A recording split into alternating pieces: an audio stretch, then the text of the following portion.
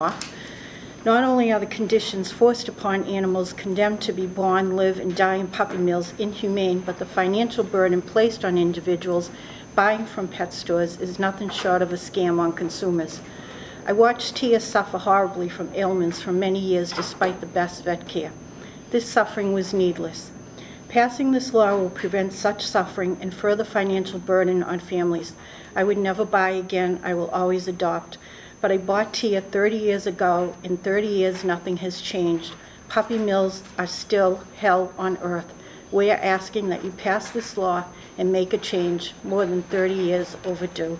Thank you for your time. Question? Thank you, Mr. Chair. Thank you for your testimony.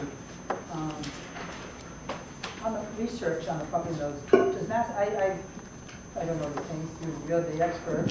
How many puppy mills are in Massachusetts that you know of? None that's comparable to the out-of-state breeders and commercial facilities.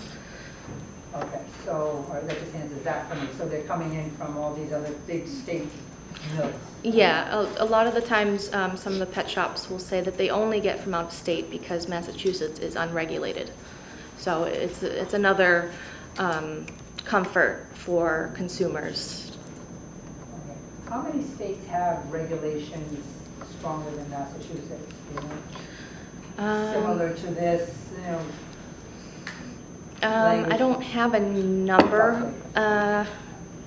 More than 5, more than 10? It would be a guess. We're not up on all the state regulations. Over half. Over half, okay. So Yeah. we're up. Okay. So today you heard, we heard from, I had to leave for something, but we heard the store paint, you know, what I seem to be very good consumer protection and puppy protection procedures. Would you dispute that, what you heard earlier today, from what I heard from a very responsible business, you know, matching families and pets with their procedures? Is that something you would agree with, or would you say they were not? I'm just curious. They certainly do business a little bit differently than some of the other pet shops. They do provide, you know, more for the consumer. Unfortunately, we have had a very hard time researching their breeders because all of their breeders come from Hunt Corporation. So when we request Hunt Corporation? Hunt Corporation. Yes.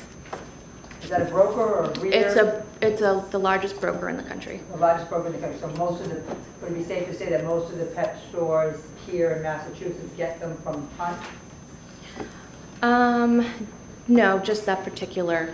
A lot of the pet shops get them from brokers, but the particular pet shop that we're talking about strictly buy only from Hunt Corporation. And that's the broker. Yes, yes. So let me ask you this, the state federal regulations on puppy mills, there's none? I mean, have you, you know, you're obviously in this work, you probably looked into this, and because that's really one of the biggest culprit here in just understanding it more is these mills. Right, right. But they're the bad guy in all this, really. Right. So what's going on today? With the USDA, you know, they have very minimal requirements, but there was also an audit in 2010 on the USDA and their effectiveness to what's the word I'm looking for? To ensure the Animal Welfare Act is being followed. We've also been able to trace, like Linda was saying earlier, on inspection reports where there are direct violations and indirect violations. And we have been able to see on these inspection reports that direct violations are being listed as indirect on these reports. So, you know, that's another question is the USDA. Their regulations definitely need to be better. They need to be higher.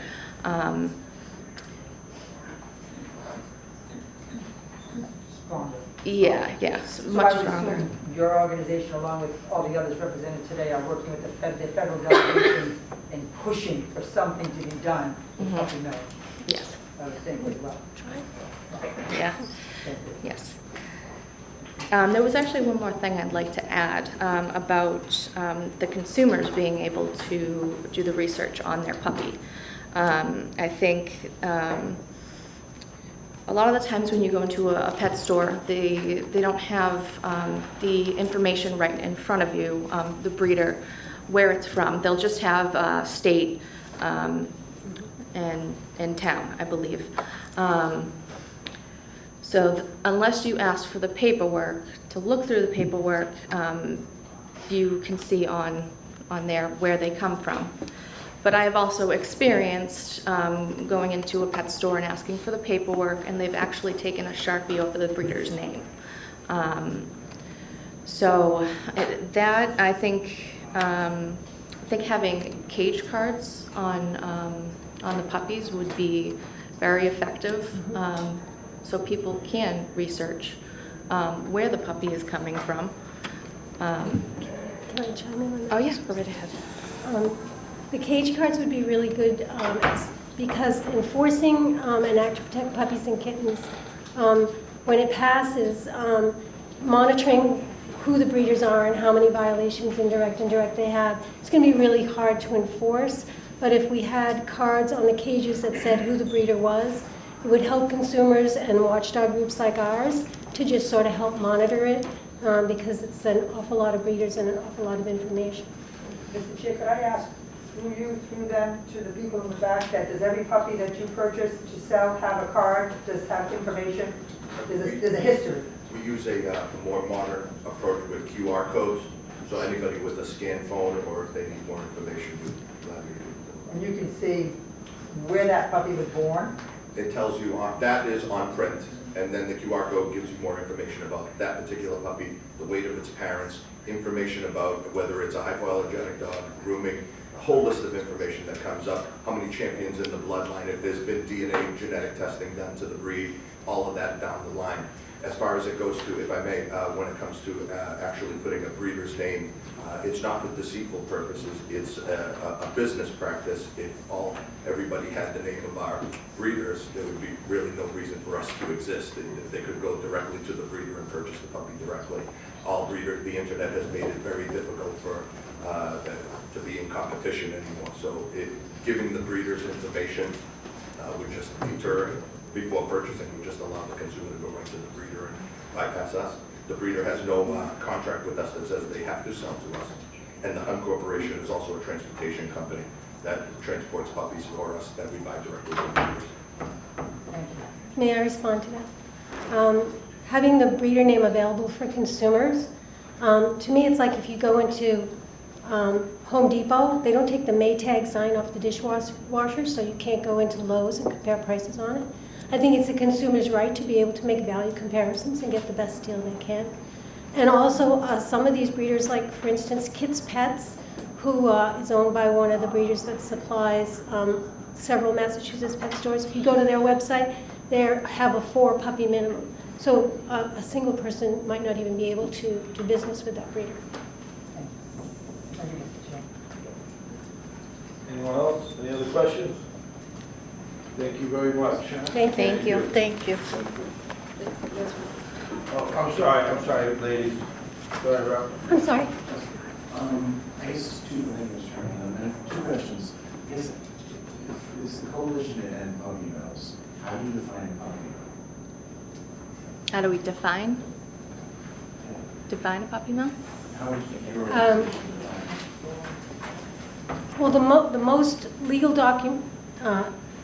legal definition that has been found was in a court case where they defined it as a commercial breeder where profit takes priority over the care of the dogs. But it is like a high-volume commercial breeding operation. Okay. We have no puppy mills in Massachusetts. Is that accurate? Not that we know of. Okay, so really the coalition then is really trying to achieve something in states, Ohio, Mississippi, Alabama, wherever they might be, and I don't know where they're located. So your efforts really are trying to, on a much grander scale, shut down the puppy mills, but there are no puppy mills here in Massachusetts. So all about, you're stating, I think, or alleging anyway, that the majority of our pet stores here in Mass are purchasing dogs from outside of our state Yes. through big corporate, if you would, Yes, puppy mills. yes. Yes. Thank you. Okay, thank you. Thank you. Doug Giglio, Tina Wharton, Liz Maglio.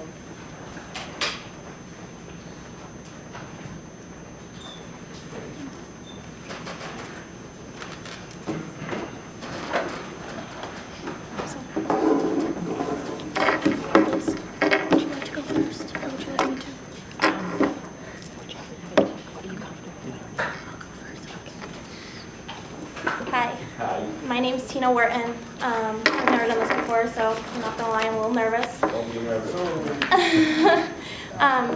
So I'm not gonna tell you too much about myself, other than I love animals, and I also like business. So I'm trying to give you a lot of facts. Basically, I looked up a lot of information from the Journal of the American Veterinary Medicine. It's from 2011, but it is also featured in recent articles where they studied it. So to look at the actual dogs that are coming into the state to pet stores, the mothers themselves are under stressful conditions. They're living in kennels. They're bred every heat cycle. You've heard this. So while the animals are in the womb, the dog's pregnant, they're also feeling the stress from the mother animal. Once they're born, they're in these same conditions and they're taken away from the mother too soon. It's recommended that they're taken away around 8 weeks.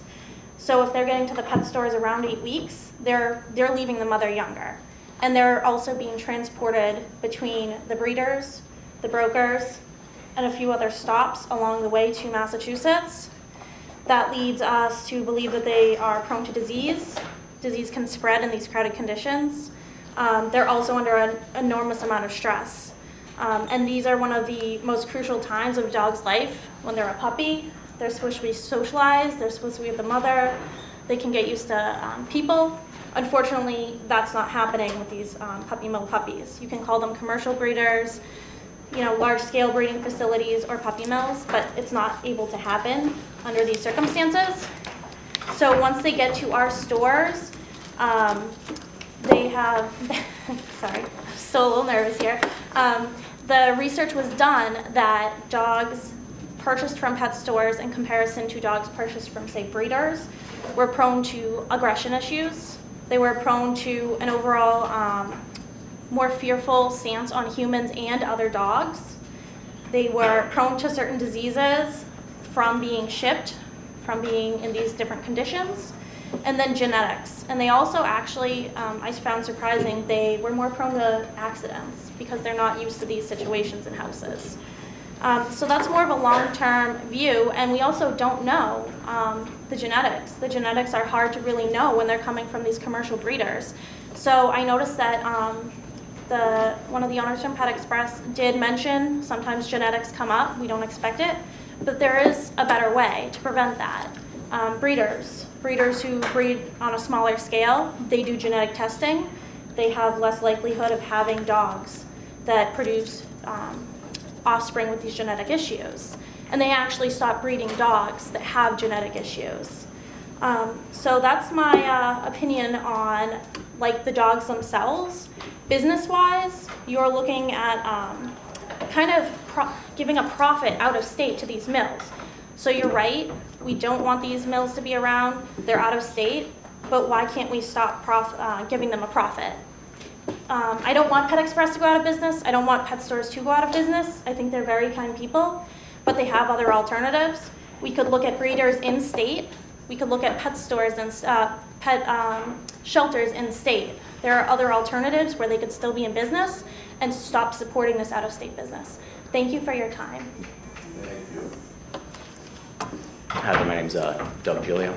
To kind of go off of what Tina said, and this bit was kind of touched upon a little bit, I want to elaborate a little bit on it. Our intention is 100%, as Tina put it, to not put undue pressure on local pet stores and businesses.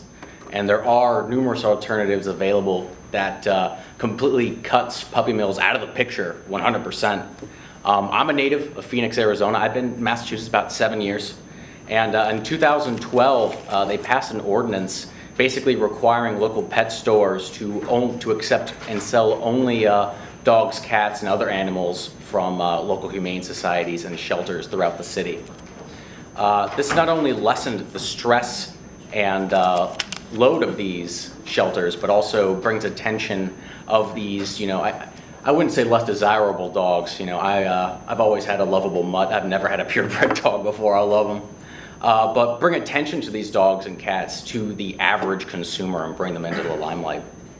There are plenty of animals sitting in kill shelters right now who probably are going to die without any sort of home, and there's no attention being brought to them. And there are plenty of pet stores that can profit, and they can have the room to take some of these animals without putting their livelihoods in jeopardy. It's not just Phoenix, it's actually, I looked it up, it's 59 other cities and municipalities across the nation have adopted similar laws or ordinances. And a law like this is not, what I or any of my colleagues are suggesting that be adopted right now. All I suggest is that if these pet stores and businesses think that this particular bill brings undue regulation upon them, that there are business-friendly alternatives that I am absolutely positive the ASPCA would be more than willing to help them and not to bankrupt them. That's the only point I have. I want to thank you all for the opportunity to speak publicly on the issue, and just as a personal note, it's very demonstrative of the effectiveness of state and local government. So thank you guys very much. Thank you, appreciate it. Next. Hi, I am Elizabeth Zarella Malio. I am just your average middle-aged woman. I'm a current resident of Braintree. I work full-time. I have a full-time job. I have many hobbies. I have many different pursuits. And I strangely found myself in the position of being one of the founders of the Mass Coalition to End Puppy Mills a few years ago, because I learned a lot of information and decided to get a little bit involved. It's a confusing world, and Representative Kurros, you mentioned being confused about how to find and look up that information, and I found it just as confusing. I never really understood what a puppy mill was or why pet stores were so bad. I just knew to always avoid them. So I always went to local rescues and shelters. But recently, I decided to look into it a little more, and I just want to share with you what I learned and how I connected the dots to figure out this confusing morass of procedures. All of this is easily learned. It just takes a little while to compile the information. And using websites like the ASPCA and the Humane Society of looking at these inspection reports and comparing them to the pictures and tracing them back to the pet stores and who's selling them is really critical in learning this journey. And what the journey is it depends on a cycle. There's a cycle of large-scale breeding facilities, AKA puppy mills. They're breeding animals in filthy conditions with little to no protection from the elements. There's a lack of adequate medical care. There's no regard for breeding standards. Females are bred every cycle, which means their bodies don't have enough time to rebuild between litters. This means each litter has less healthy puppies, and then this cycle continues. With each litter, the ones who survive are either kept there to breed or they're sold to brokers. And then it's the broker who sells them to pet stores. Soon, those puppies are shipped all over the country, trucked all over the country, and they're sold in pet stores near all of us here in Massachusetts. There are no home visits from these pet stores. Anyone 18 years or older can buy a puppy, and they do not place the breeder name on the cages in Massachusetts, so there is no way to find out where your puppy came from before you purchase your puppy. The new owners of these puppies, they're not prepared for the amount of time and money these puppies will likely require. Their health systems have been compromised by the conditions in which they were born, in which they've been further compromised from being removed too early from their mothers, and they need to survive the trauma of being shipped or trucked across the country. These circumstances for many puppies, not all, you hit the jackpot, Rep. Kuros, and as we like to say, even a broken watch is correct twice a day. But for all those other times of the day and for all those animals, they have already survived so many circumstances of trauma, and there is a lifetime of costly medical problems or very short lives or both. Families that cannot take on this emotional or financial burden have few options. Returning them to the seller is certain death for the puppy in most cases, but for many families, keeping them is not possible either. That's when they're dropped off or surrendered to local shelters, and animal control officers or municipalities must decide what to do with these unwanted animals. Some shelters have euthanasia policies, some partner with breed rescues, and others have active groups of volunteers who try to raise money to care for and place these dogs in new homes. Often they've not received adequate care prior to being surrendered, so their conditions are severe. Looking at these bills today, they're designed to minimize the suffering of animals, to minimize the irresponsible behavior of their sellers, or of their owners, or of just the good intention of everyone along the way, but all of their good intentions failed, mainly because of where they came from.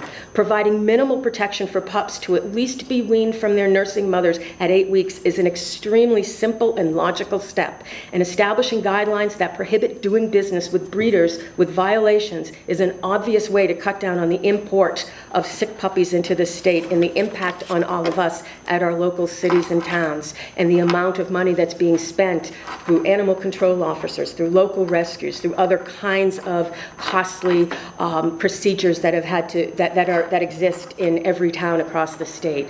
Finally, the idea of labeling where the breeders come from is something that's not part of what we're talking about today in this particular act, but what we completely support. If people are aware of the true circumstances of where the parents of their cute puppies came from, we would have much more people filling this room today, and we would need a larger room. But it's difficult to get that information out when you have to pay before you can get the information. And once you've purchased this puppy, it's difficult to give it back. You're embarrassed that you're caught in this kind of a situation. And really what most people want to do is either care for the puppy or find someone who will. We all work tirelessly on behalf of this in our free time, and we thank you for just listening to what we care very deeply about and what we feel impacts us right here in Massachusetts. And so thank you for entertaining these bills and letting us speak today. Thank you. Any questions? I guess I have a quick one or two. So the 8-week period that you folks predict is very important to the puppies being with their mom, right?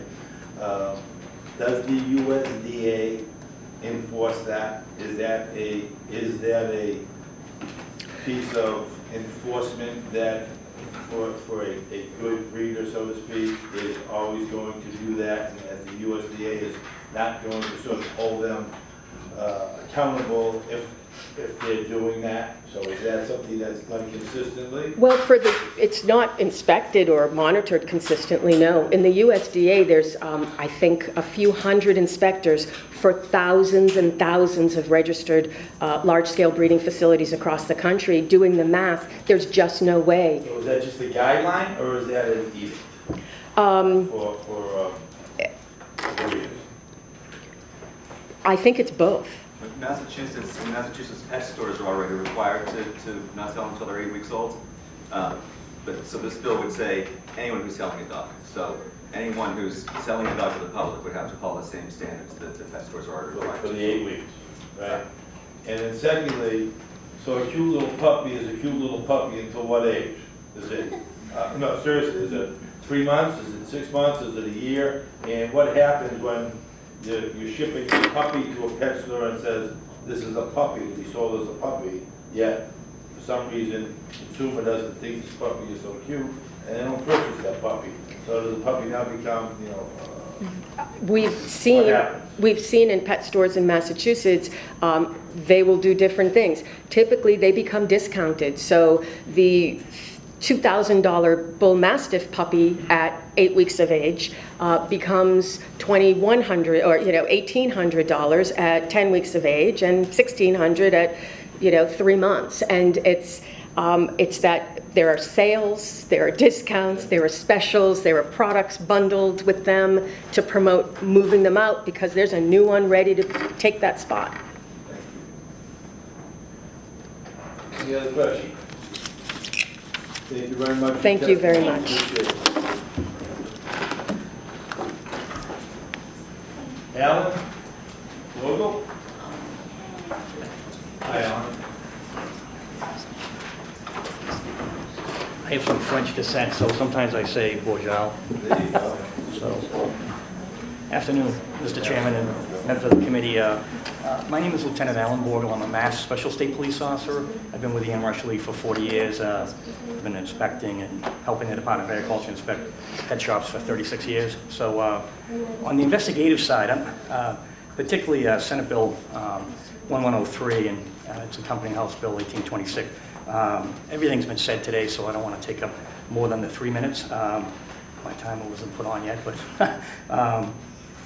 what we see in the reason we like this bill, and this is how it started out, the 8 weeks is really important because we have a lot of, and particularly dog fighters and pit bull breeders in urban environments, they're selling these puppies at 4.5, 5 weeks of age. So they go to a local bar. It just happened in South Boston less than a couple weeks ago, and a couple guys sitting in a car trying to sell puppies that are 5 weeks old. So they think they can bond with the puppy early. But I will say that I rarely ever see a pet shop puppy that is not shipped at 8 weeks. They turn 8 weeks and they can be shipped.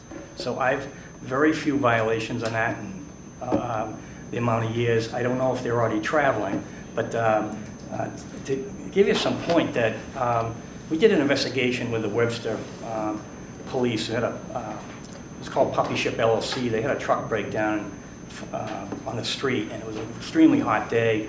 Police arrested the driver. He left the truck. The truck was disabled, but puppies were being affected by hypothermia.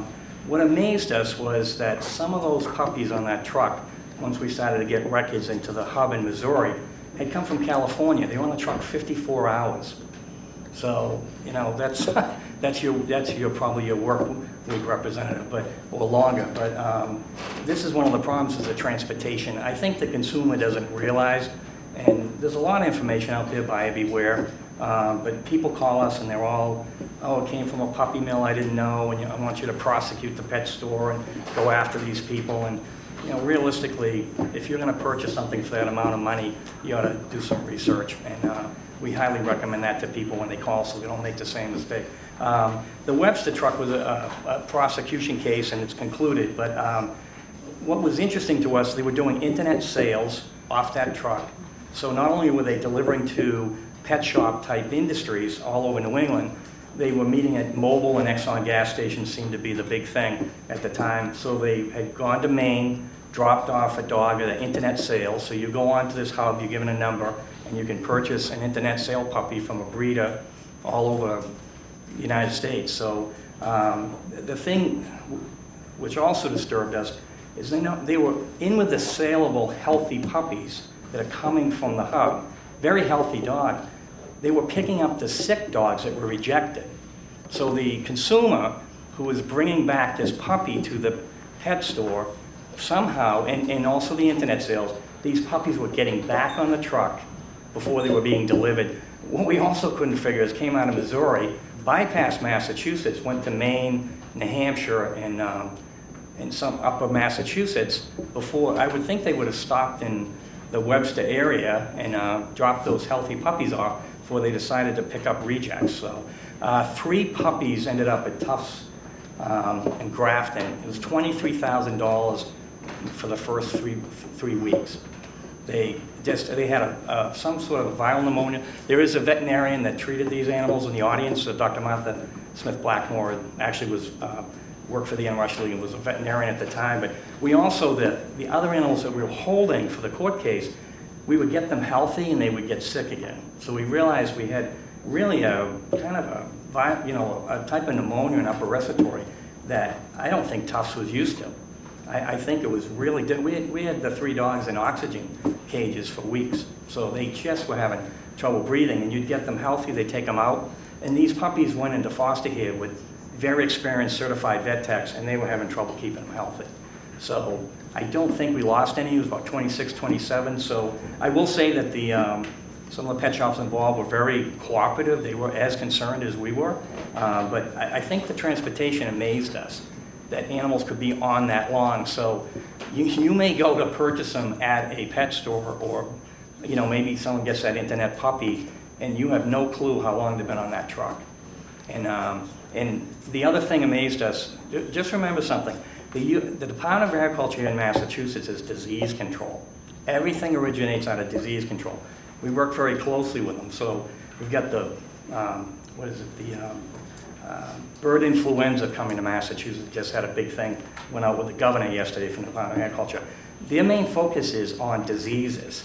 So there is an animal welfare component. I've been on every rewriting of the pet shop regulations since the early 80s, and probably you need to look at these regulations. I know they looked at them this year, but the thing that amazed us, when the Webster Police and I had several detectives down there, great department, great chief, they were amazed when they were contacting these breeders that brought the puppies to the hub.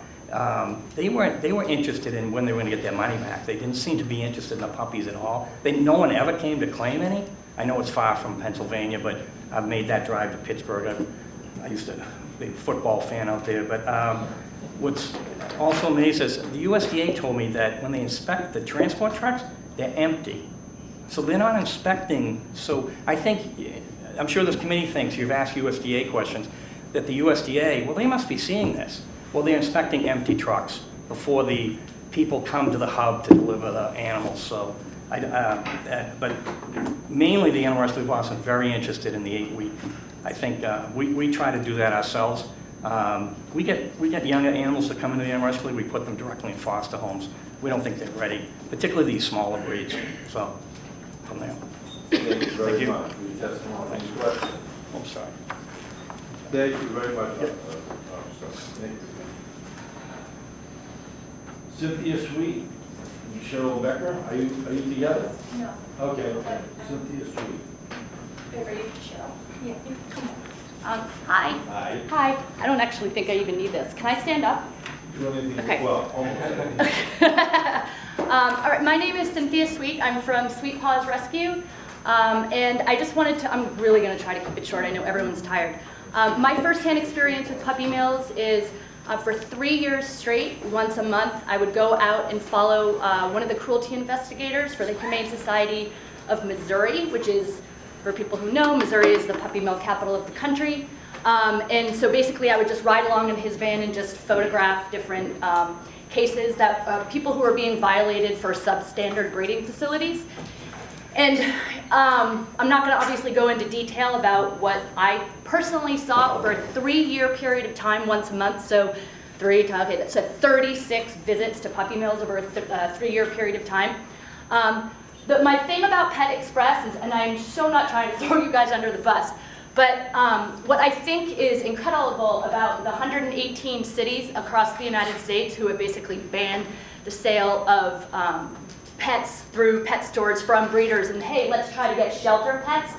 I don't understand why it's such, why would pet stores not want to do that? You're helping combat a national problem where we have, depending on the statistics of who's going to give it, whether it's HSUS or ASPCA, depending on where it comes from, you could have almost 20 million cats and dogs that are put to sleep every year in shelters. 20 million!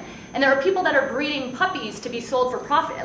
Why not just go to the dogs and puppies that are getting put to sleep and sell them for profit? I mean, why not? My particular experience of taking 3 Pet Express puppies over the last year and a half, one was a purebred border collie. Border collies are smarter than people. And the person that surrendered the border collie to my rescue was 80 years old. So he was sold a border collie, which is a working dog, at 80 years old and couldn't deal with it, and he brought it to me, or he brought it to our rescue. I went on the paperwork. The dog at 12 weeks had one shot, that's it. Our rescues, just to talk about, to sort of combat the retail rescues, all of our puppies that are, we do local rescues, but all of our puppies that are coming out of state, when we're talking about importing puppies, have all of their shots that are age specific. And they're microchipped and they're spayed and neutered. And we're adopting them out at certain costs, which is still less than what you're going to get at a pet store where you could spend $800, $900, $1,000, $3,000 for basically a mutt at the end of the day. Because what's happening is pet stores are selling dogs, a Boggle, a Boston Terrier, and a Beagle. You're buying a mutt. At the end of the day, you're buying a mutt. And you can spend $1,000 on this dog, and it's not spayed and neutered. It might have one shot. So why not let's get together with the pet stores and try to combat a national problem where you guys can still run your family-owned business, because I know that it's like this is such a bone of contention between all of us. You've got the bleeding heart animal rights people. I'm not animal rights, I'm animal welfare. There's a total difference between the two. So why not get these two groups of people together to combat a national problem while they can still run their businesses, and we can combat the problem of overpopulation, and we can have healthy puppies. I mean, it just is sort of a no-brainer. So that's what I have to say. Thank you. Any questions? Thank you. Hello, I'm Cheryl Becker. I'm with the Western Mass Animal Rights Advocates campaign to ban the sale of dogs from in the puppy place in West Springfield. We have heard saga after saga from customers. Unfortunately, none could make it today, but some have already written or will do so for your support of this bill.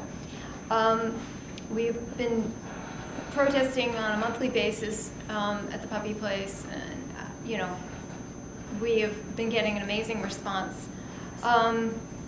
So we proposed an ordinance to the West Springfield City Council about a year ago, but they urged us to go through the state, knowing about this bill.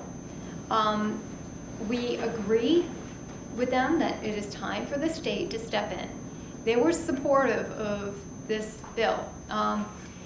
And looking at the state and federal records for the puppy place, which some of which I have here, is a lot. I can send you some. And other stores in Mass selling puppies. It is desperately time. It's long overdue. One such store shut down last year after dogs died shortly after being sold. But does Mass really need to wait for more tragedies like that before enacting such a bill? Connecticut passed such a bill in 2014. It's time for us to do the same.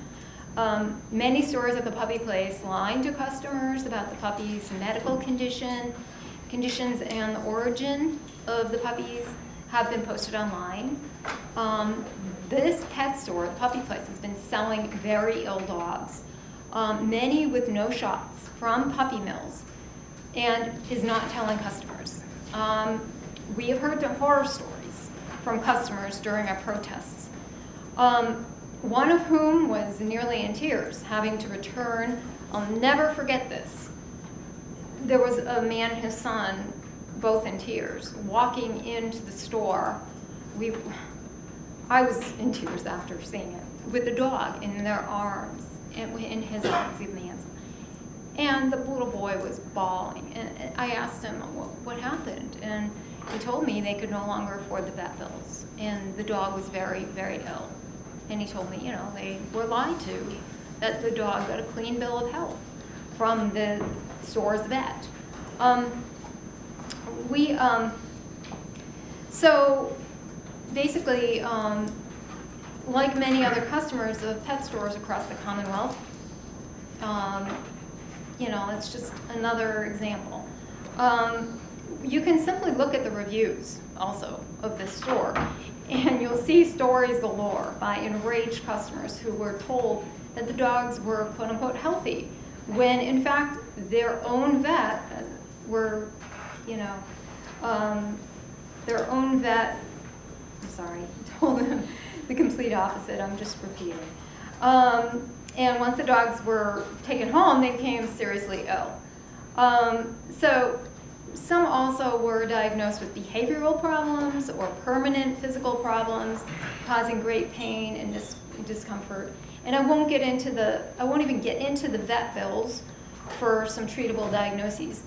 The agricultural, the DAR reports also show countless complaints about the vet not responding to customers and following up on their treatments. You know, I received countless pages of records of the store's violations, complaints, and breeders covering many years, as well as many complaints to the MSPCA about the store, and was shocked that they have not been shut down yet. Serious missing link. Despite their claims that they do not sell puppy mill dogs, there is proof that it is false. That is false. Looking at the records, looking at the breeders' names. In fact, some are in the MSPCA's top, quote-unquote, top 10 worst breeders list. This store should have never been allowed to reopen after being closed down for 6 months in 2007 by the DAR for serious sanitation violations. Yet, the store's long list of other serious violations, including the dog's health, has been overlooked. And both the records and comments from many who have visited the store reveal that they are still very unsanitary. By the way, the puppy place owners also have had some Connecticut pet stores which were issued a cease and desist order in 2008 after exceeding that state's limit of violations. Mass needs stricter standards, just like Connecticut's. Both the puppy place records and complaints expose inadequate vet care. The store often gives, as I was saying, often gives a clean bill of health right before selling ill dogs, often does not reply to customers, sorry if I'm being repetitive. And there are frequent occurrences of giardia, parvo, pneumonia, etc., even parasites. Some had to be taken off the sale floor, and euthanized. I often saw the inspectors often saw the quarantine room, sorry, I'm a little nervous, improperly ventilated, unsanitary, and in cramped conditions. There was lack of water, and as I said, very unsanitary conditions with offensive odor of feces and urine, countless mentions of that in the reports. Filthy cages, some with dogs sitting in their own feces, improper or filthy ventilation system, filthy floors and walls, quote unquote, floors and walls are impervious, was checked off often. The DAR records are full of disgraceful details about this store. In fact, in an email sent by Esther Wegman to Sheila Phelan, both of the DAR, Dr. O'Connor, the DAR vet, recommended closing the store. This bill is simply asking for stricter standards, which are desperately needed. That is really, you know, middle ground. It's really not asking too much to look, if you look at the records and comments exposing the dirty truth. That's it. Thank you. Thank you. Any questions? I think we're good. Thank you very much.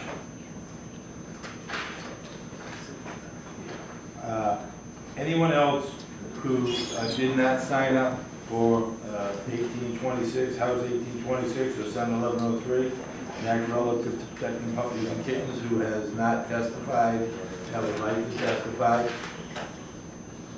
Okay, so we'll go on to next item, House 1848. No one signed up. I just want to make sure that no one has come in. An act to ensure adequate care of animals in cities and towns. 1848, no one here wishes to testify on that. Very well. 1865, we've heard some testimony on this previously. And Senate 1072, an act protecting abandoned animals and vacant properties. Anyone else? I'm sorry, is Kara Holmquist here?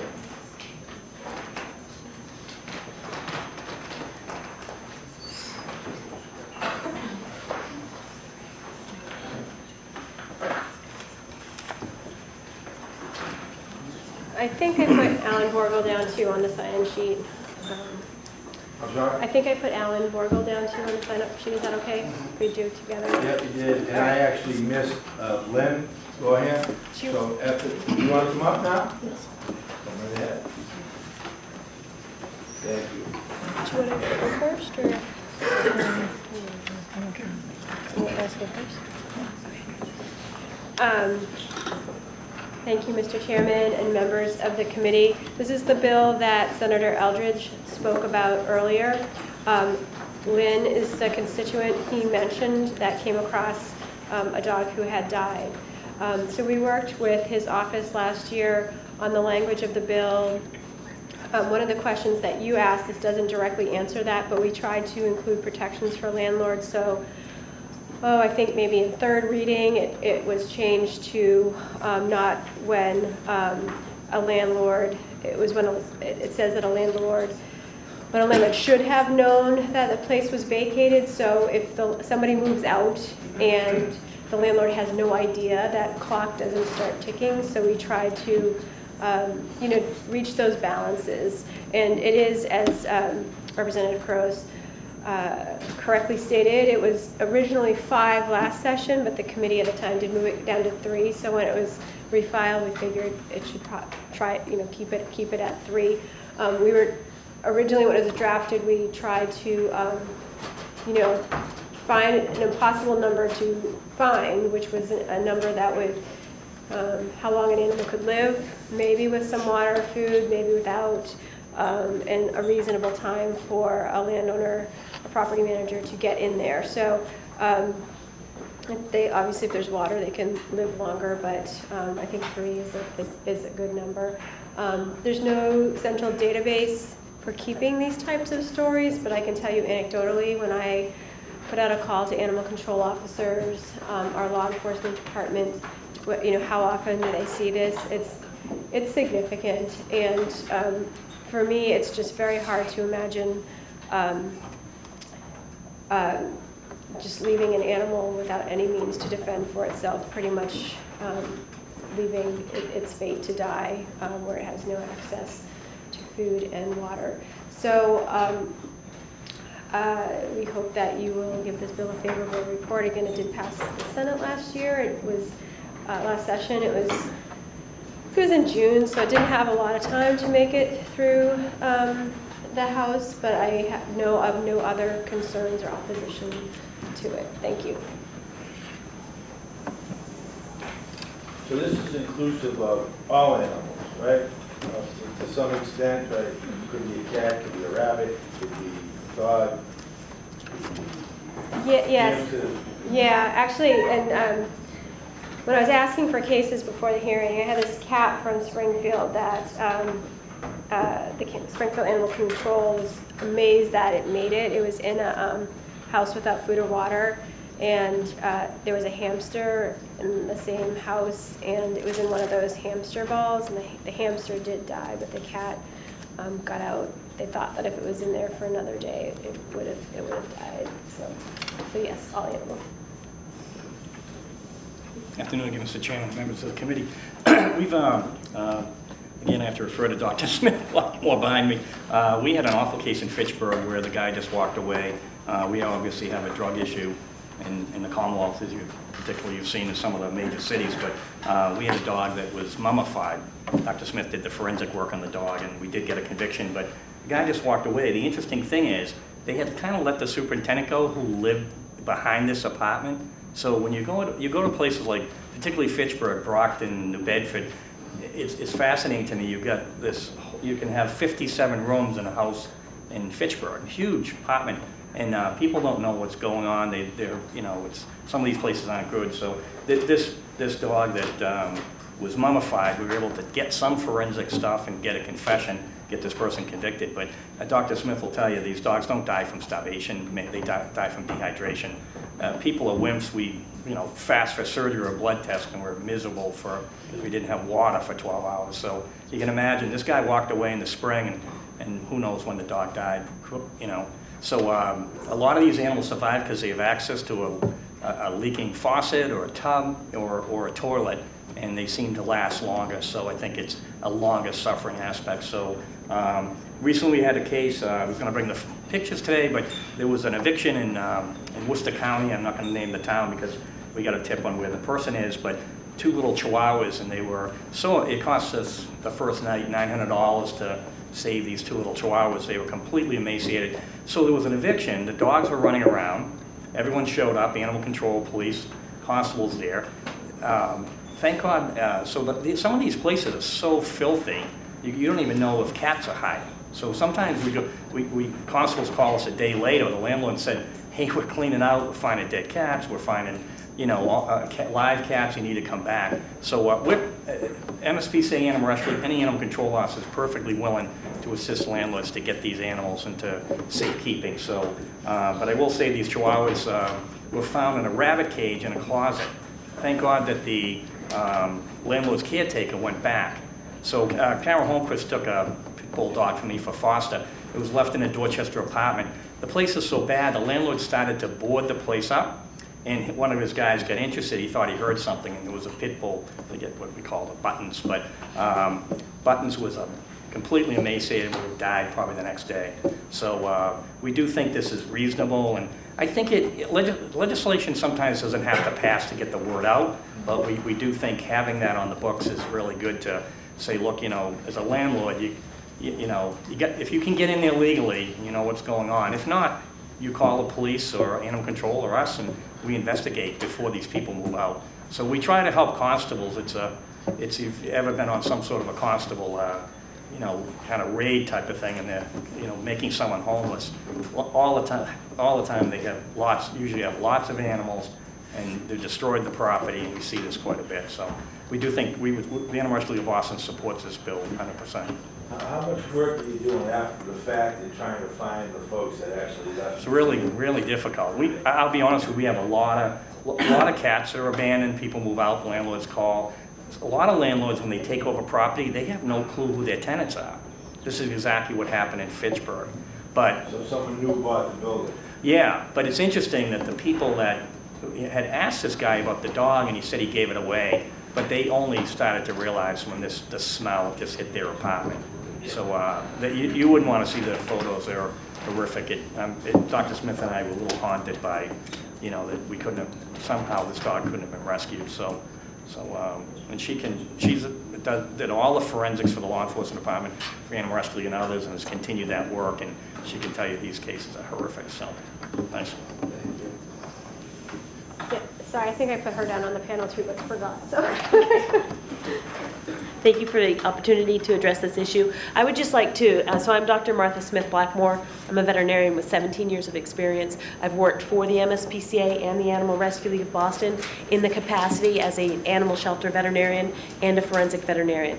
I'm now a research assistant professor at Tufts University Veterinary School of Medicine, and I am the president of an independent veterinary forensic consulting business called Forensic Veterinary Investigations, LLC. So to expand briefly on Lieutenant Alan Borgel's testimony, indeed, the duration of suffering and the type of suffering that animals endure after what I would like to refer to as willful abandonment in situ, where the animals are left in a place where they cannot help themselves, can range from a death within days if there is no access to water, or a death, a prolonged suffering that can take somewhere between 4 and 6 weeks. If the animals have access to water, they can live on their body stores for a very protracted period of time. And that time, ultimately, they become so weak that they cannot get up and move to the water, and then they die of dehydration. So it's a horrific type of death. I understand it would be a burden for landlords and property owners, new property owners. However, I think it's appropriate that the Commonwealth of Massachusetts provide a safety net for these animals. Thank you.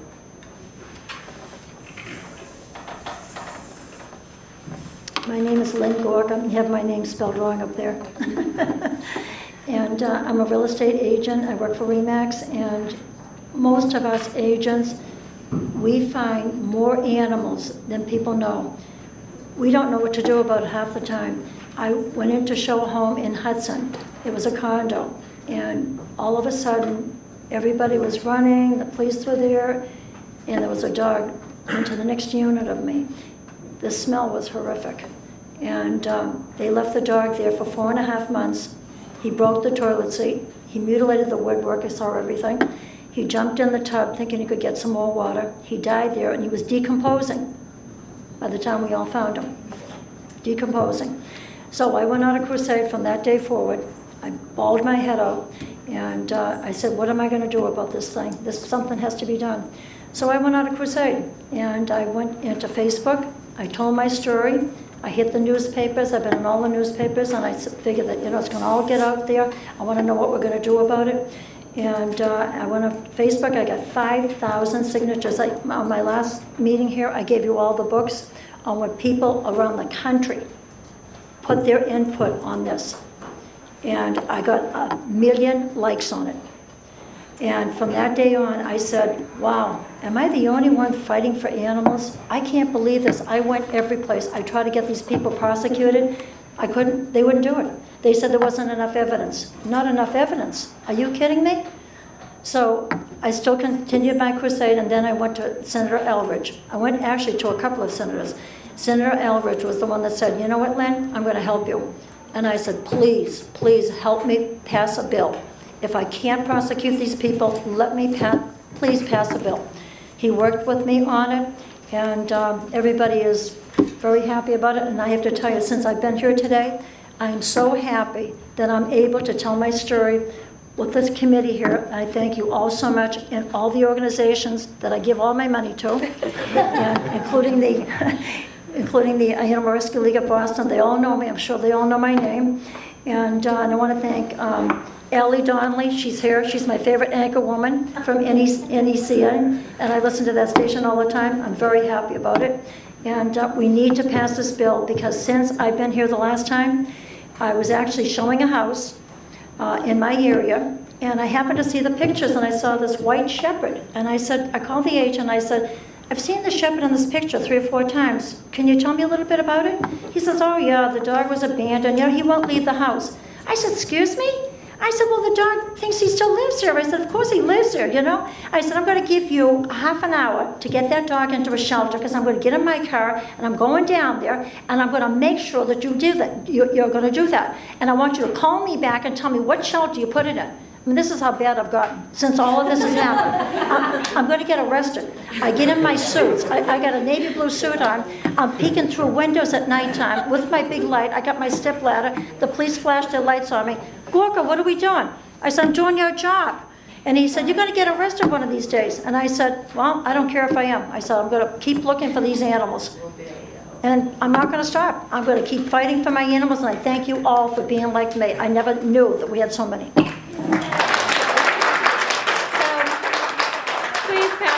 Favorably, so Lynn does not get arrested.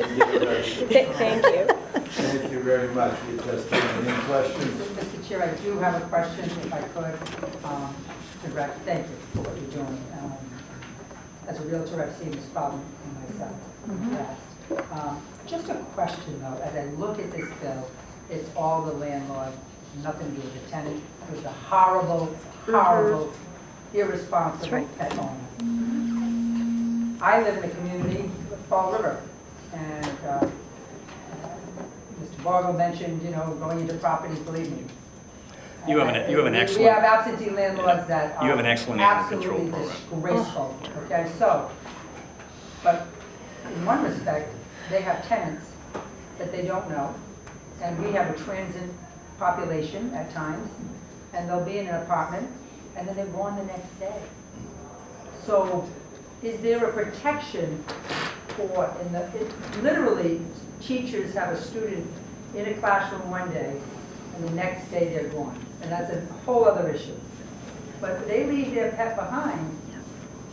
The landlord who lives out of town, which is another whole conversation, doesn't know their tenant has left for 3 days, 5 days, 30 days, 45 days, because they didn't get the check. And frankly, some of them that I know have lots of properties. They're not as concerned that they didn't get the money right away, so they send a letter or whatever. So how do we account for that when they have no idea that their tenant left? And that is something that does happen. Yeah, that's sort of, I don't think I stated it too clearly, but that was one of the changes made last year. So instead of it used to say, 3 days after the end of the tenancy or after the eviction or whatnot, but now it says 3 days after the landlord should have known. So if a tenant just picks up and moves away, the landlord would have no way to know that. It wouldn't kick in. So, I mean, it's not great for the animals, but we understand that the landlord, in that case, the landlord would just have no way of knowing. So it put that burden on the landlord. It is a felony if a tenant or anybody abandons an animal, and the legislature thankfully, increased those penalties, the PAWS Act last year, but it's a tough one, and as Alan mentioned, once people leave, it's really hard to find them to then prosecute them. So this was, it's not going to solve all of the instances, but hopefully will be a help at trying to get to some of these situations where this happens. But we're open to suggestions too of other mechanisms to get at it. There is. I'm finding that, because I do a lot of multifamilies in Marlboro, and I think that these people that just get up and leave, they don't pay their rent for 2 or 3 months. See, what they try to do is they try to skip out on the rent. I think that the landlord, when he sees that the rent is not being paid, go to the apartment, go check it out. And I would agree with you, but I think what happens, that's 45 days sometimes later in reality. And so I like the foreclosure, eviction, the landlord knows in both of those instances that they have some role and they're aware of the fact that there's going to be a tenant out of there. But I think broadly speaking, anytime an animal is found, there could be. And that's I just wanted to make that distinction. I don't know how, I haven't read line by line the language and thoroughness, so that's all I just wanted to I have another story too that just happened a couple of years ago. I was selling another home in Marlboro, and this cat was coming to the door all the time, and it was meowing. So I went to the next door neighbor and I said, "Whose cat is this?" She said, "Your client that just moved to Arizona." I said, "Really?" So I took the cat in the house. My husband went and got a kitty litter box. We got the 2 little bowls for it to eat and everything. She called me about a week later and she said, "A neighbor told me that you have my cat." And I said, "Yeah, it's in your house." And she said, "It's in my house?" She said, "Throw that cat out. That cat, I adopted that cat 4 years ago, and now it's somebody else's responsibility." I said, "Oh, it doesn't work that way." She said, "You have my heat on?" I said, "You got it." I said, "Coming back to get the cat?" She said, "No." And I said, "Okay, put the heat up." Now this went on for 9 months. The summer came, AC, I opened the windows, I did everything. So she called me back and she said, "You know how much my bills are?" And I said, "You know how much my bills are feeding your cat?" Now I have the cat. And I took the cat home, and it's a beautiful cat. I'm tough. I'm a tough real estate agent. That's why I'm successful. One of the more technical parts of this bill too is that if an animal is found abandoned, it would be declared abandoned, so that agencies that get the cat, like either of ours or any of the other shelters or rescues, would be able to adopt out that cat and not sort of have this period where we're holding it in case the person comes back. So it would help make sure that if an animal is found in these conditions, it has the best opportunity for a happy, healthful life after that. I absolutely understand the spirit of the law, and I don't think for a second that any of our animals should ever in any way be subjected to any kind of abuse, neglect, right? But there are tenants that are not like many of you in these rooms, they are adamant about they don't want pets in their apartments, right? They don't want them in there. That's don't right. like them, I don't want them in, all of that. That's right. And so many times, even with those landlords, our tenants still bring the pet in. Oh, they do? And I know that we're all supposed to sort of be our brother's keeper, right? But we're gonna have. I just am concerned how this is potentially gonna put, this may not be every tenant, landlord by any stretch of the imagination, but we're gonna be putting a nexus over this landlord for something he may have no desire to be involved with, had no history of them being in the apartment. They do leave, they come, they go. So I agree that we have to figure out something that puts responsibility on, listen, we have to take care of, responsibility for making sure no pet is left behind in the department. But it's tricky, right? And we're gonna do the best we can to try to figure out how we can make this bill work in some form or fashion so that we can put people's minds at ease around when people are transitioning in and out of the department. Well, the problem is that real estate agents, I've gone actually to other agencies, and I've gone to Coldwell Banker, and I've said to every one of them, can you tell me a story? Have you gone in to find pets? Oh, we find them all the time. I said, you're kidding me. Well, what do? Sometimes we keep them, or we give them to somebody that wants a dog, or sometimes we bring them to the MSPCA.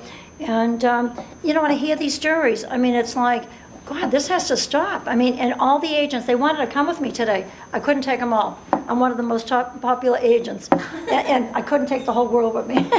So not to be a wise guy, right? But someone could come in and write a bill saying any realtor going into an apartment is in the process of selling or renting, and they see that there's an unmanned pet in their home, it's their responsibility, right? They need to take it because they're the last one to see it. Absolutely. I'm just saying that is, I would like to see that. So I can tell you, right, that there's a landlord out here who's like, I don't want any part of it. Yeah, I think the realtor should be involved in that, and I'll tell you why. Well, I'm going to get letters now.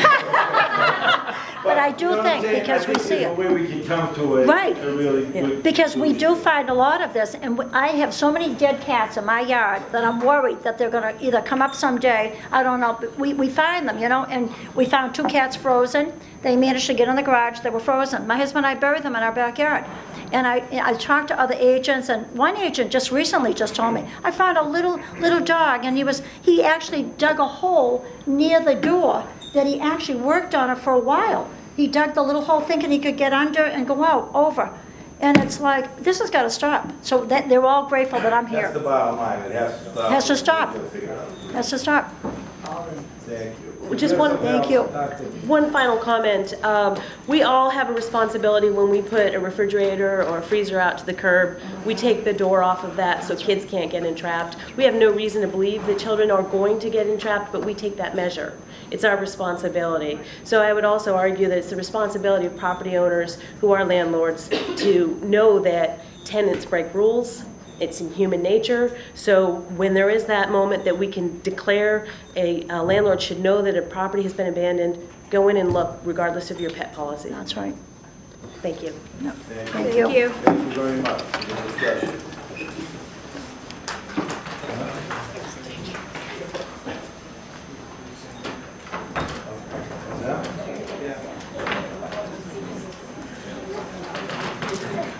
So is there anyone here further to give testimony on 1866-1085?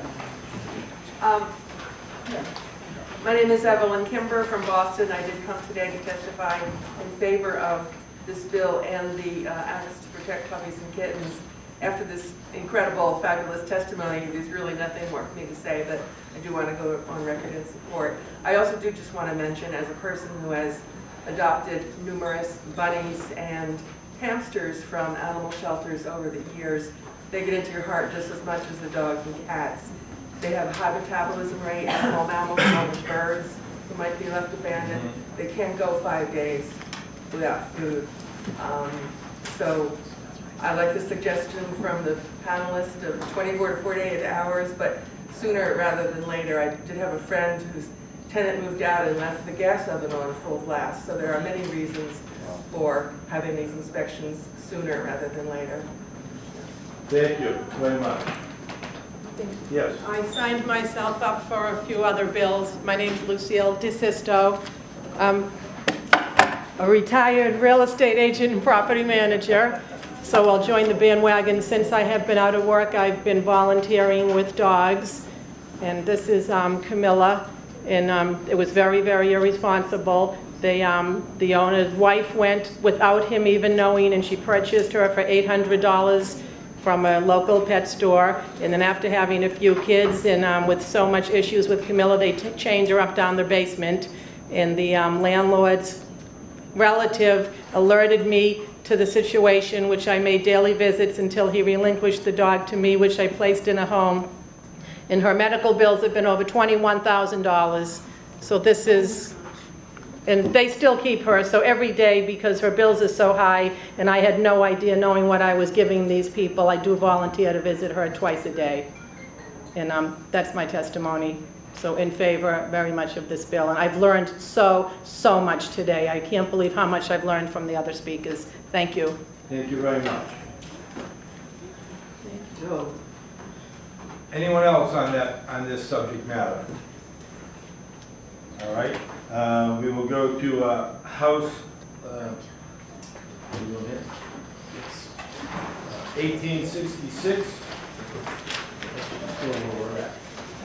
Also, we have Karen and Chelsea and Alan again.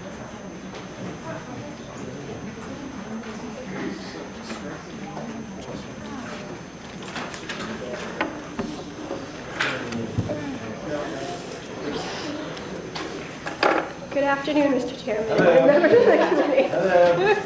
Good to see you again. I was just going to introduce the bill a little bit and its history, and then have Chelsea from our law enforcement department and Alan from the Animal Rescue Leagues talk about some specific cases. So in 2012, some of you might remember, the legislature passed a big animal control bill. One of the amendments, close to the last minute that it passed, was to add Section 174E of Chapter 140. It was an amendment by Cheryl Quigley Rivera. It's a great section. We're glad that it exists, but it didn't go through the regular committee process, so we have a couple changes that we think would be helpful to enforce it. So the statute itself limits the amount of time an animal can be tethered. A dog can be tethered outdoors, and under what conditions it can be tethered, and it also has some language, really helpful language about cruel conditions and what those mean, and allows animal control officers to cite people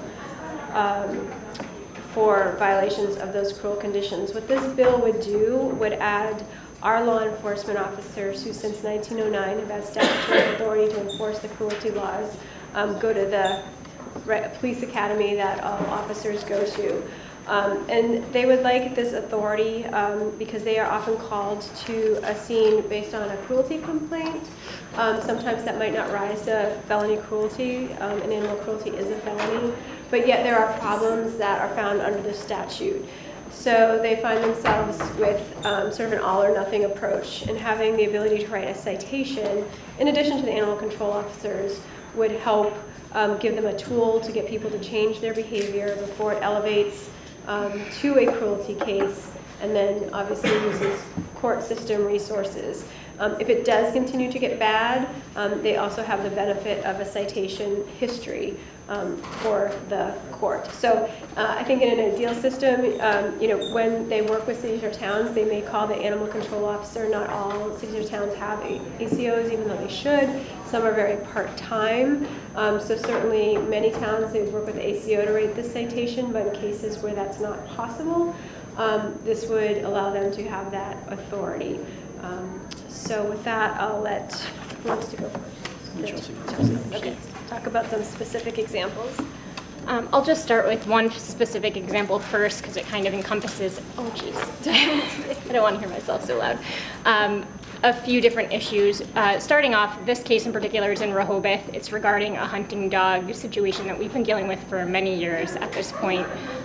These people never completely cross the line for felony charges to be brought, and unfortunately, oftentimes, as Kara mentioned, local enforcement either hasn't adopted the law completely, or they don't have the resources available to follow up. So this case in particular, like I said, is housing a variety of hunting dogs, anywhere, given the season, between 5 and 20 dogs, potentially. The owner of the property has been ill, so he has not been coming. Nobody resides on the property. People kind of just come, kind of transient type situation. In this instance, many of the dog houses are in disrepair, leaky roofs, that sort of thing. There's debris all over, inside kennels, outside kennels. Dogs that are tethered are getting tangled in the debris. There are issues with water either being frozen, no water, water with algae in it, buckets that aren't being secured. So even if there was water, at one point during the day, it's getting tipped over. These people aren't coming regularly. They might come in one morning and they might come the following evening, maybe, if you're lucky. And just because one owner comes, it doesn't mean they're all coming. And they're not really supervising each other's dogs. A lot of dogs in need of medical care, older hunting dogs, that are being left to live out their lives there. They're not actively hunting anymore, and these dogs really have never been house trained, so there really aren't alternatives. Even if they did surrender them to us, there aren't a lot of places that they could go. So we sometimes don't want to push them to surrender, pending the, whatever the issue could be.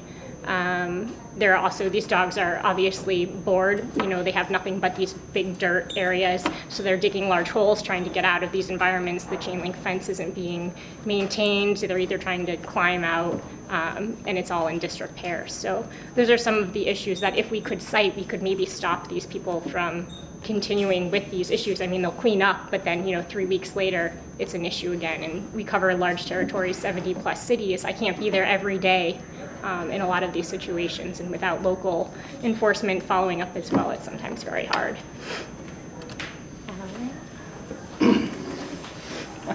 Hello, Mr. Chairman again. So I got a couple of pictures here. This is typically what we find. Just, I'll bring these up too, Alan. Yeah. Okay, Alan. Those are a bunch of those. That's a dog in the Mattapan area. So, I was someone that didn't think the tethering law would be very effective, because you have to take the dog off the leash, every 24 hours. So you get fresh people and they say, I took them off, they put them right back on, and they said that's it. So, but that particular American Bulldog, what I was so concerned about is him hanging himself. So that's the attempt at shelter. Now, I had warned him about animal cruelty stuff, and that's what he built. So he picked stuff out of the trash, found everything. So he had the bowls here. They never were full of anything. The dog was dehydrated. We took him. The dog now lives in a beautiful town of Winchester, so gone from rags to riches. But I will tell you, a lot of the animal control officers we work with in the towns, great systems and everything, but unfortunately a lot of them don't have a citation system. So we're giving a verbal warning, and then there's no backup with a citation. So I think what we're looking to do is certainly not become animal control officers, because we work so closely with the animal control community, and I wish somebody was here today to represent them. You have an excellent animal control in Fall River. They're very proactive, and they're in the jail there where Lizzie Borden was. So just so you know. Yeah. She is still supporting our animal rescue fund. Her dogs are buried in our cemetery, the Borden dogs, the 3 dogs in the Animal Rescue of Boston Cemetery. So I'm a product of the Fall River Police Academy, so I'm very proud to have worked very closely. I was beaten up quite a bit by a former patrolman, Sergeant Blakey, who's in Tiverton now, so he was an ex-Marine and killed us. So I weighed 140 pounds, I got out at 125, so I wish I could be that now. But anyway, we are finding that the animal control officers, and also some of the Board of Health and stuff, they don't want them to enforce this. So we are working on that. There's a lot of effort to, working with a lot of towns. Westport had some changes in animal control now. Is Everett, the city of Everett didn't have an animal control officer for a year. So the problem is that this happens, and then we get cases like this. And I just want to let you know, we try to work with people. We try to educate them. We can offer spay neuter. I mean, don't think I'm going out and threatening. I don't want to threaten anyone with a felony animal cruelty law. I want them to take care of their pet. So I will tell you, the tethering law, I tell people it's a long law. I say, get a highlighter, go through it, and see where you're not taking care of the dog properly. But particularly, a lot of animal control officers call me that the fact that the way they're tethered with the big chains in some of these bully breed dogs, and they're so afraid they're going to jump over the fence and hang themselves. And we do find, and also we find dogs on 3-decker back porches that jump off and chew through the slats. So I mean, I can show you videos and all sorts of stuff of what we see, and it's, but again, we try to look at the person and say, and we find, a guy gave a dog to me yesterday. He said, you know what, I never should have got this dog. He was living in his car for 4 days. He's homeless now. And, you know, 4-year-old pit bull intact, and, you know, so we're trying to work with the dog. But this is kind of what we see that in Phil, so we're not trying to make people criminals, we're trying to get them to take care of their pets. So we do think that adding us in would be helpful to animal control, and but again, that would be the only section where we really are involved with Chapter 140. So. Sometimes it's tough to legislate common sense, though. Yeah, absolutely. So, thank you. Any questions? Just a comment, Mr. Chair, you know, in terms of Rehoboth, you know, you just wondered if, you know, reaching out to, you know, it takes, I know it's time, you know, dealing with that with ordinances in our community for our landlords. They get a $100 fine, they live out of town, they don't care, they pay the fine, but they don't fix the problem. They pay the next $100 fine. So we've now instituted an issue to go over that ordinance. Community's on board, we're looking at tightening up and increasing those fines and making it bite. So maybe there's a way to reach out to the legislator from Rehoboth and others to say, hey, this is the problem. Sit down with them. And you know, that community probably really brought forth that awareness in a full way, the way all of you are here today, might be helpful. Yeah, it is. It's hard in that situation in particular. Like I said, there are so many different owners involved. You show up and there's not like a list that says, oh, this person owns this dog, this person owns that dog. So they really do come and go. A lot of them probably are from out of state as well. That property, I would think right. would be the first the target. president, yeah. Yeah. Thank you. Yeah, thank you. Thank you. Thank you.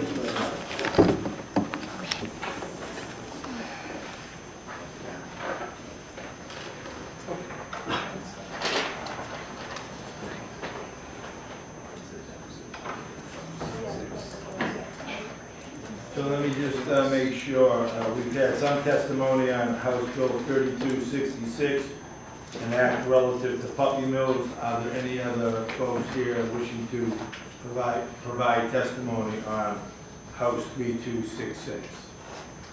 Okay, seeing none, we'll move to the next order of business. Senate 1081, an act relative to dog pens and kennels. We have no one that has signed up. Anyone wishing to give testimony? Okay, very well.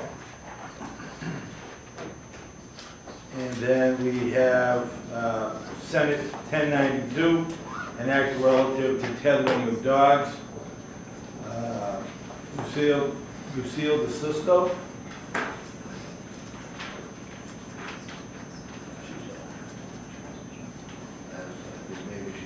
Building.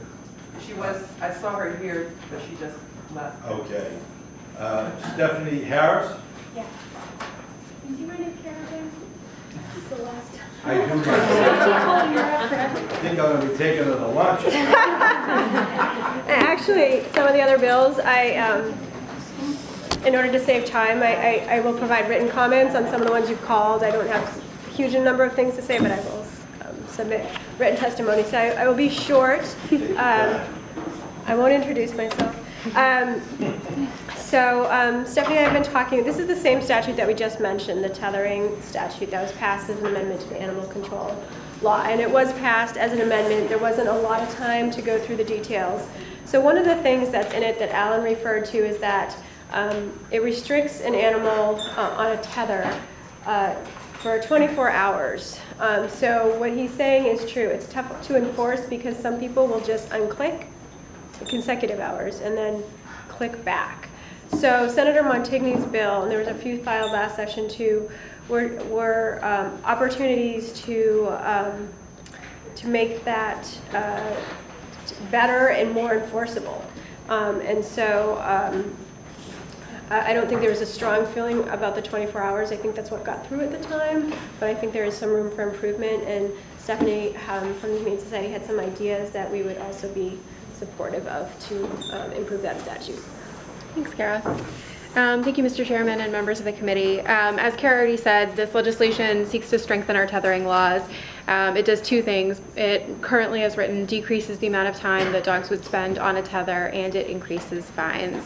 And we very much support both of those things. And we're grateful that the senators submitted it, and we're grateful to all of you for your work on this issue in the past.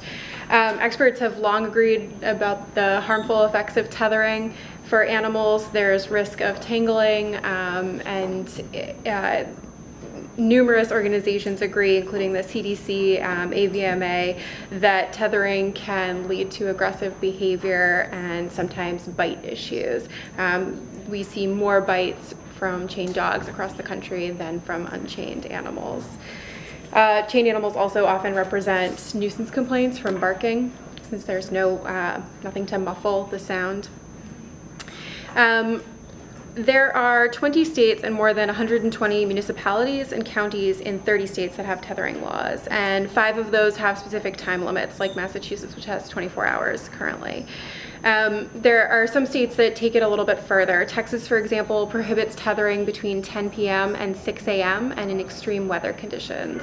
And similarly, and closer to home, Connecticut's law includes restrictions tied to environmental conditions, specifying that tethering is prohibited when a weather advisory or warning has been issued by authorities, or when outdoor conditions pose an adverse risk to the health and safety of the dog.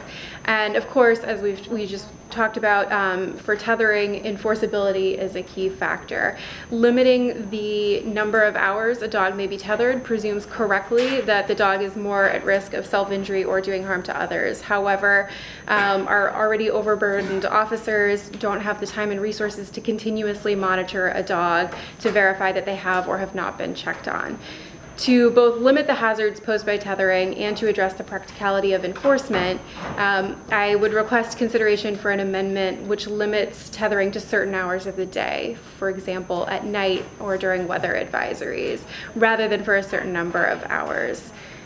This would further the bill's intent, preventing dogs from living on a chain or tether, and is in the interest of animal welfare and the community, and it facilitates enforcement. I appreciate your time and would be happy to take any questions. So with your idea around the time periods, in a perfect world, would it be never to tether, or is there like a, even though whether it might be during the day or what have you, an hour acceptable, 2 hours, is it a 4-hour window? I mean, what if we were to get that specific? Yeah, thank you for asking. One of the other state laws that I've seen has tethering only allowed for temporary tasks, and while they're while someone is outdoors, say gardening, for example, there's a temporary task and the dog is on that tether for that temporary period of time, and I think that would probably be our ideal. All right, there we go. Go right ahead. Thank you, Mr. Chair. My first reaction actually when I read the hours limit, the 5-hour limit, harkens back to the commentary I made earlier about trying to strike that balance that is both, protective yet reasonable. And my sense would be there may be instances where people may tether a pet before going to work and then untether them when they arrive home. Not ideal, but it's the reality. And I would suggest if we keep something like this in the statute, that we at least look at expanding it to be longer than the work day, 8-9 hours, which is obviously not optimal if you're a dog. But I think, again, in striking that balance, being realistic, versus idealistic, it would have a better chance of passing. And we'd rather have something on the books that goes upon 24 hours, or would you rather not have them go through it all? And so, just from a practicality perspective, I like to say maybe 9 or 10 hours to give people opportunity to do to work, go to work, come home. Some people do tether their dogs while they're at work. Yeah, one of the things that we're particularly concerned about is in this cold weather climate, if you tether a dog for 9 hours overnight, they may not survive. And so the time of day, the certain hours, we think is particularly important. Right. And as the chairman said earlier, you can't necessarily legislate common sense. And and that's always a challenge. Yeah. Right. Thank you, Mr. Chairman. If we were to have this 9-hour limit, I would like to see something in the legislation have limits on the weather conditions, both in the cold and the hot, as well as rain.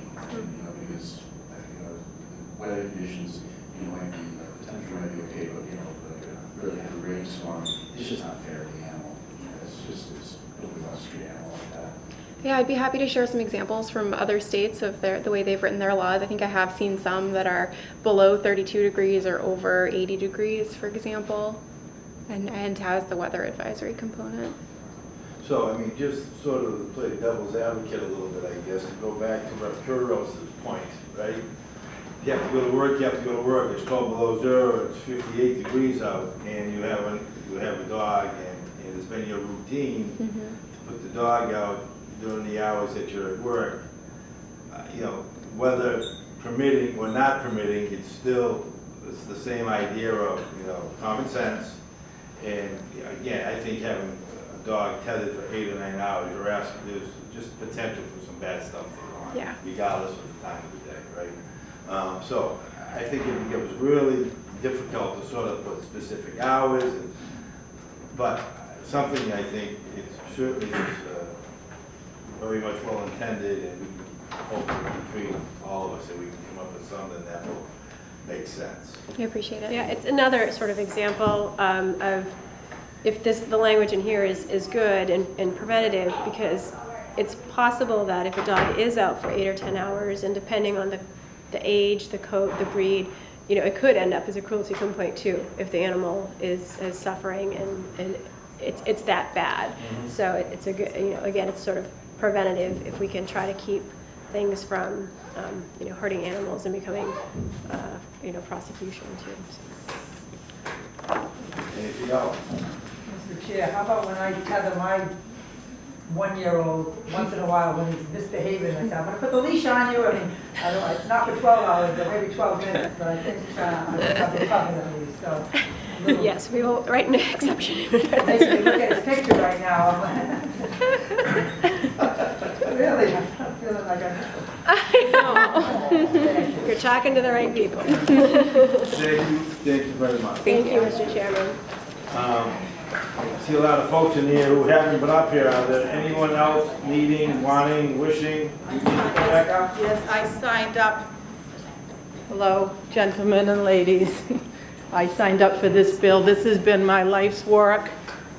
All these years I've been retired, I've been out in the local areas. Literally, I walk from house to house every day, taking backyard dogs for walks, getting friendly with their owners, and making them, most of the time they relinquish them to me. When I found this one here, she was tethered for 6 years.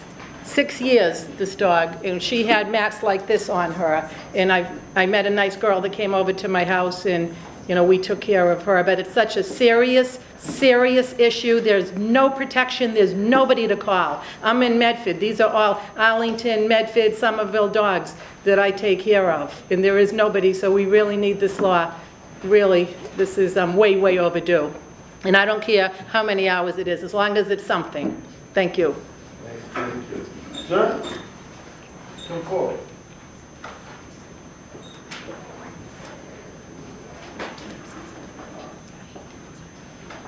Just identify yourself and which bill you want to speak on.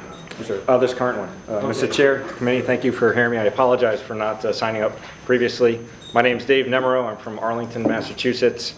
I just wanted to advocate and hope that you endorse Senate 1092 and the other animal-related bills that have been discussed here today. I spent 20 years in the Air Guard and retired, and I would just like to ask of you to do something for myself. So that was it. Thanks. Any questions? Thank you. Thank you very much. Thanks. Anyone else wishing to come forward to speak on any of the bills that we've heard here today? Going once, twice, 3 times. So hearing no further comments, I will ask for a motion to close this portion of the hearing. Second. All in favor? Aye. Opposed? All right, so we will adjourn. Thank you very much. Thank you for your patience. Thank you. Yeah. We're gonna do a, yeah. So,